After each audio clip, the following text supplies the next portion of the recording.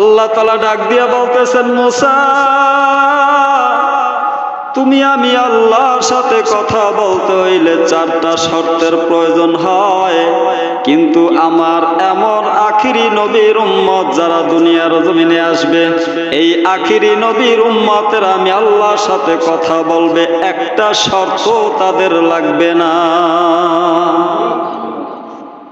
সুবহানাল্লাহ। কালকে বইলে এত দাম আমাদের বোঝার পরেও সুবহানাল্লাহ বাইরে না।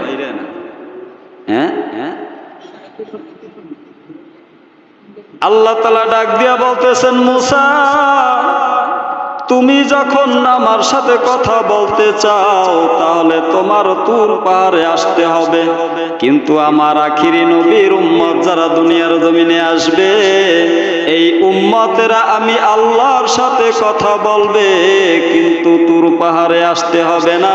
কোনো জায়গা তাদের জন্য নির্ধারণ করা নাই। দুনিয়ার জমিনে বসে যেই জায়গায় বসে মনে চায় সেই জায়গায় বসে আমি আল্লাহর সাথে কথা বলবে। বান্দায় শুয়া রয়েছে, শুয়া শুয়া আমি আল্লাহর সাথে কথা বলবে। বান্দায় খাতে কাজ করতেছে, ওই কাজ করা অবস্থায় আমি আল্লাহর সাথে কথা বলবে।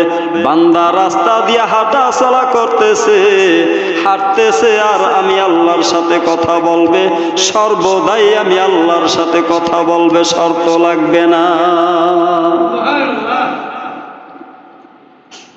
এরপরে আল্লাহ তাআলা ডাক দিয়া বলতেছেন, মুসা আমার আখিরি নবীর উম্মতরা কথা বলবে বিনা ওযুতে।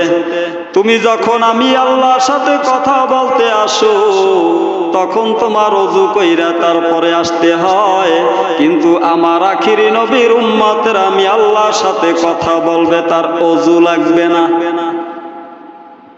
জোরে বলি সুবহানাল্লাহ।